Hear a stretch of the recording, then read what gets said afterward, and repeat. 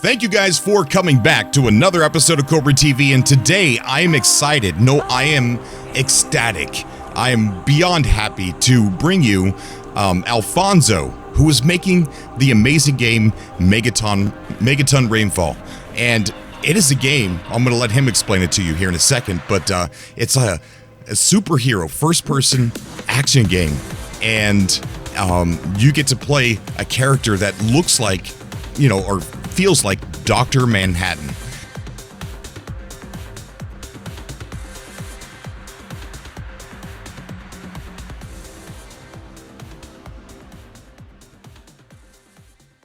So, Alfonso, how you doing, bud? Hi, it's a pleasure to be here talking to you, Cobra. It's more of a pleasure for me, trust me. So, for people out there, I can't imagine there's hardly anybody out there that doesn't know what your game is, but in case there is, explain what Megaton Rainfall is to the audience. Okay, Megaton Rainfall is a first-person superhero simulator. Basically, you try to save the Earth from an alien invasion, and the problem is that you are so powerful that every time you miss your targets, you can unintentionally destroy buildings, skyscrapers, etc. And I think the main feature, more celebrated feature of Megaton Rainfall is the freedom of movement that allows you to fly across the surface of the entire Earth, a bit like a Superman simulator. Amazing, very amazing. So I looked at your new trailer, and your new trailer has completely surpassed the old trailer. I mean, there is tons of improvement from, versus the old trailer. And what I noticed in your new trailer, I seen Dubai. I seen the Eiffel Tower and Dubai. So my question, is this like a replica of Earth, like famous places that that are here on Earth? I mean, did you somehow get that all into the game? No, the Earth is not replicated like in Google Earth or something like that. There are a few recognizable places, like Dubai, as you said. What you have seen in the trailer, by the way, it's not the Eiffel Tower, it's Tokyo Tower. Okay, at the beginning of the trailer, I think. And as I said, there are a few recognizable places, but it's not completely replicated. But the shape of the land and the sea, the continents, the places of the different cities, that is replicated. Okay, interesting, very interesting. So pretty much major landmarks, we can expect to see some of those wonders of the world. So speaking on scale, how big is this Earth? I mean, is it, like real size Earth, or is it shrunk down a little bit? Well, mathematically, it is the real shape of the real size, of the Earth. Wow. As I said, the Earth is procedural generated, is a mix of procedural generation and scripted positions of several things, like the landmarks, as we said before, like a lot of cities. There is a list of around, I think, 50,000 cities or so, but the cities themselves are not replicated from the real cities, because then the game wouldn't fit in any DVD or Blu-ray. Right. I totally understand that. The space. Are you able to just fly out into space whenever you want? That's just really freaking cool. Yes, a lot of people are celebrating this feature. Well, at the beginning of the game, you are given the ability to fly only across the Earth, right? Okay. Along the game, you get several additional superpowers, and among those powers, those abilities, you get the ability to fly outside the atmosphere and fly out of the Earth. It's a feature that a lot of people are getting very interested to it, but it's in the game. It's like a minor feature that was added once I realized that procedurally generating one planet was so incredibly tough and difficult, and was so Herculean task that just replicating this work in a lot of other planets and worlds was very fast to do and very spectacular, because you are not you can then go to another planet, other planets, etc. In the game, first you will realize that you can fly across the entire solar system, the real solar system, not a randomly generated one, with Mercury, Venus, Mars, etc. And then you can even go out of the solar system. That's truly amazing, man. Truly amazing. And there's going to be part of the campaign, there's going to be stories out, part of the story is going to be out there, correct? Yes. Yes, you can. Certainly you cannot finish the game without traveling outside the Earth, but most of the tasks that the game will give you outside the Earth are optional. I see. So the campaign, speaking on the campaign, how long is that? It will be around 4 hours long if you want to just finish the game as fast as possible. But as I said before, you have to add that the possibility of collecting additional optional collectibles out there in space, plus the possibility of improving your position in the leaderboard, because this is a very arcade-ish game, and you can improve your score in every main mission, and it's quite fun to try to do so. It's quite fun to try to speedrun the game. And also you have to add additional levels of difficulty. I see. So you could definitely replay it for a better score. Yes. Okay. Now, say somebody like me who gets lost in environments in game. Like I can't sit down and play GTA and do the stories. I get so sidetracked and I just drive around and have fun in the city. Yeah. I do the same thing in No Man's Sky. I never do what I'm supposed to do. I just like to wander. So as players, can we get distracted and just explore the Earth? Yes, you can. You certainly can be distracted by the game and not doing the main missions, but just wandering around the Earth, see what are the possibilities. I have seen a lot of people playing my game, of course, a lot of testers, a lot of people in different events, and there is this type of player that you give the game to them and completely ignore what they are supposed to do. They start destroying the buildings, destroying the city just for pleasure, then fly out of the city, wander around the Earth, start to get out of the atmosphere, get in the atmosphere again, get under the sea. You can visit the bottom of the Atlantic Ocean if you want. Wow! There, etc. So there is some possibility of having fun, ignoring the main goals of the game. Okay, so it's not like if I ignore it, that the world's going to get destroyed and it's going to be game over. It's going to wait for me, right? Well, once a mission starts, you cannot just get out of the action, because it will be game over. It's the same thing. Okay. If you let the aliens destroy every city. But that is once a mission starts. It's a bit like in Grand Theft Auto, right? In Grand Theft Auto, you go to these big blue arrows, and then the mission starts. And in that moment, you don't have all the freedom. In that moment, you have to do the mission, or it will fail. But until you start the mission, you are free to wander around. Ooh, I like this. I like that a lot. So the campaign, the story, how's that going to be told? Is it going to be text? Are there going to be any cutscenes or voice actors? Yes, there is a story in the game.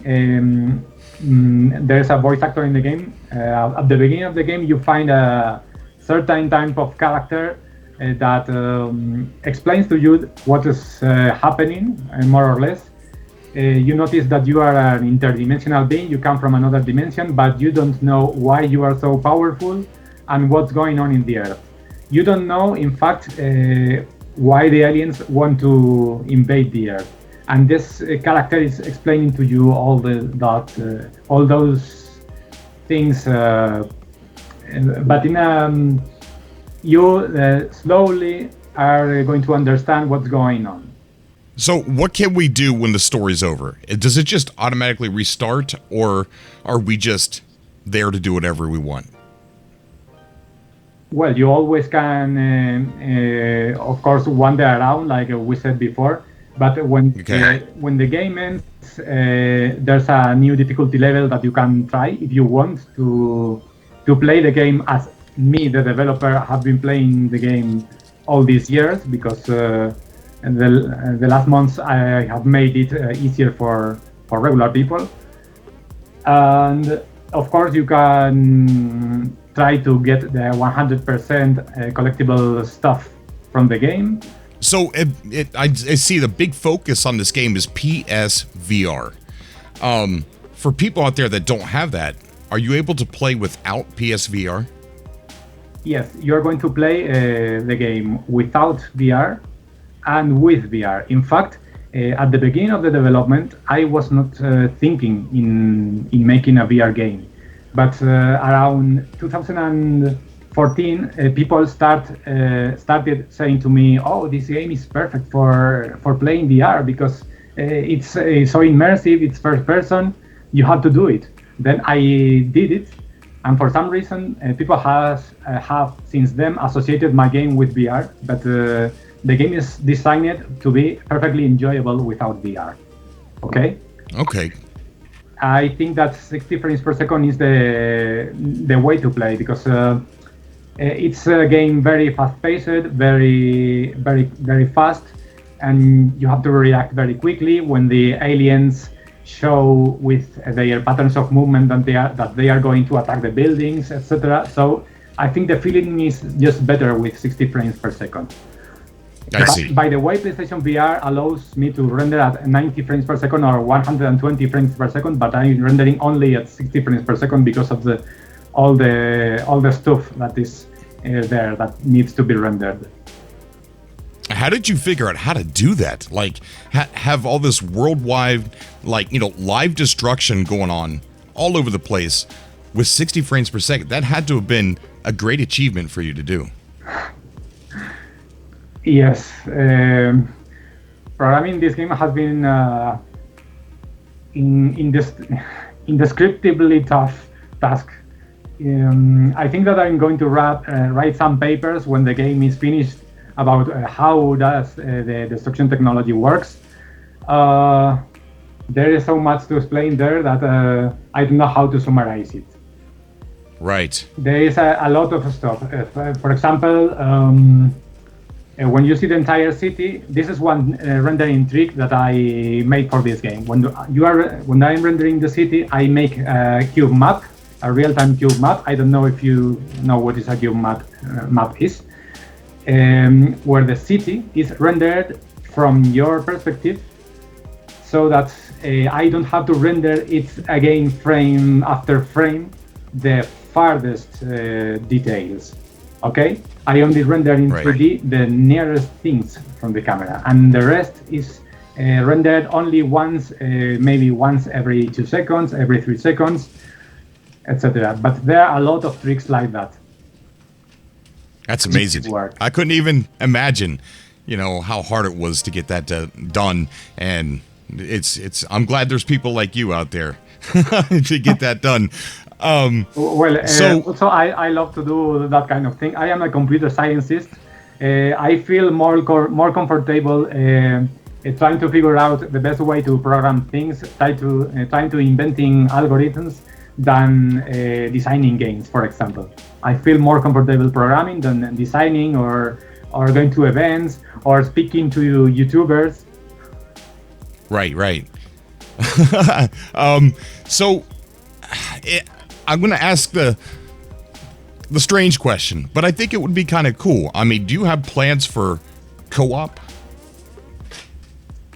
Currently, I have no plans for adding co-op to the game because making a single-player game has been so tough. We are speaking about 5 years and a half working in this game, right? I started to work at this game in January 2012 in my free time. And on February 2014, I went full time.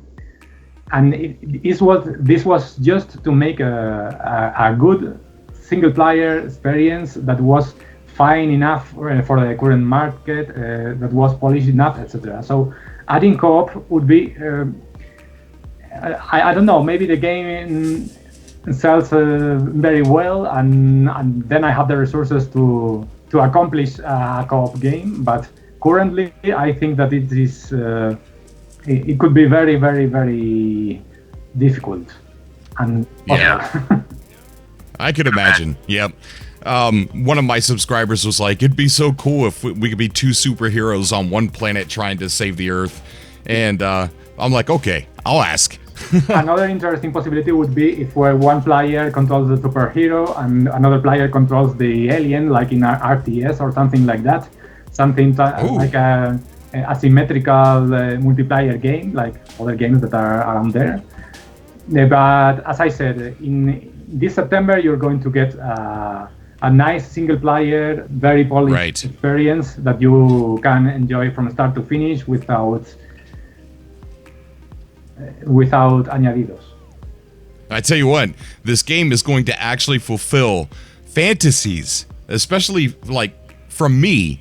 Yeah, ever since I was a little kid, and embarrassingly so, even now, when I close my eyes to go to sleep, one of the things that lulls me to sleep is me pretending in my mind that I'm a superhero saving the world from something. And this game is, it's just like grabbed right out of my fantasies, and I think it's so amazing. I just cannot wait to play this. Yeah, the game has been also a fantasy for me as a gamer, not as a developer, because I think that since I was a kid, I was watching these Superman movies with Christopher Reeve by Richard Donner, and I saw Superman flying from New York to Paris at supersonic speeds, and I was thrilled by that.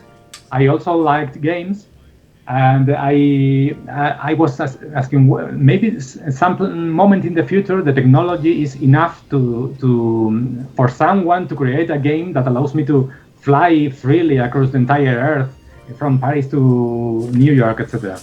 And then a lot of years later, I started to think, well, the technology is out there. I think that it's possible that someone makes this game. You have seen Google Earth. You can zoom in and zoom out from the entire Earth. It's just someone needs to convert this technology to a game, add the collisions, the enemies, the explosions, etc. Because nobody has done it before, I certainly at certain moment I decided to do it myself. And I'm glad you did. Really glad you did. What you mentioned Superman. What are the other inspirations? Because I'll tell you what I see. I see War of the Worlds. I see Dr. Manhattan, who's a superhero from The Watchmen. I also see like Independence Day type of destruction. What are the influences that you took from when you were making this game? Yeah, something fun of the game is that the references to a lot of different movies. Every movie that has some catastrophic sequence, probably you find a moment in the game where that movie is referenced, including, like you said, War of the Worlds, Independence Day, but more movies. And the final mission, for example, maybe reminds you of Inception. Well, there are more movies out there. Of course, 2012. This big sequence where LA is completely being destroyed, etc. I have pulled references from all that kind of catastrophe movies. Wow. I can't wait, dude. I can't wait. I pretty much got to the end of most of the questions that some of my audience wanted me to ask you, and some that I wanted to as well. Is there anything else that you would like to tell them about your game that we didn't cover? No, I think we pretty summarized what the game offers. It's the freedom of the movement, also the procedural destruction of the cities, the sense of scale that you get, especially with VR, but also without VR. Maybe I'd like to repeat that, just that. The game is very enjoyable without VR. You don't need a PlayStation VR device to enjoy the game. And the game will will be compatible with PlayStation 4, and later it will launch on Steam. I'll launch on Steam too. So we got the two platforms is PC and PS4. Yes, Steam a bit later. I don't think I move fast to a Megaton Rainfall sequence. There probably will be updates, but I can't confirm the details right now. But there are reasons because. There are reasons, and there will be some free updates for the game with more features. But I can't confirm the free updates. Sorry. Okay. So the size of your team, is it still just you, pretty much? No. 2 years ago, Sony discovered this game, and they decided to offer me a temporary exclusivity deal for the VR and console. And they supported me so that I finally I've been able to add some more people to the team. Several artists, one illustrator, and one musician. Especially David Garcia, that is the musician from Hellblade and Rhyme, have made the final original soundtrack for Megaton Rainfall. Well, that's good. You're not alone anymore. You worked on this project for quite some time by yourself, didn't you? Yes. Yeah. 3 years, or more than 3 years. Wow. It was just me. Even the music that you hear from the old trailer was made by. Right. The new music is so incredibly better than the old one that I feel a bit embarrassed by that. Okay. One more silly question. And which I thought it was really cool in the older trailers, and maybe I didn't pay attention close enough in the new trailer, but I liked the little people getting thrown all around the place during the destruction. Is that still in the game? It's still in the game, and it the iterating process is taking place right now, and I think that because of those little people being thrown around, maybe the game is going to be for +18 in some territories, but they are going to be there. That's for sure. That is fun. It's not a gory game. When you start shooting intentionally into the buildings or failing your mission and letting the aliens destroy the buildings, you are going to see these people, also debris, pieces of furniture. There are some even bullet time sequences in several explosions where you can see those details a bit nearer the camera, etc. Okay, I think unless there's anything that you would like to add, I think I'll just, you got to be a busy man, let you go and, get back to work or whatever you need to do. And Alfonso, unless there isn't anything else, man, it's been such a pleasure to have you on Cobra TV and to be able to speak with you, with someone who's making one of my favorite games, and I haven't even played it yet.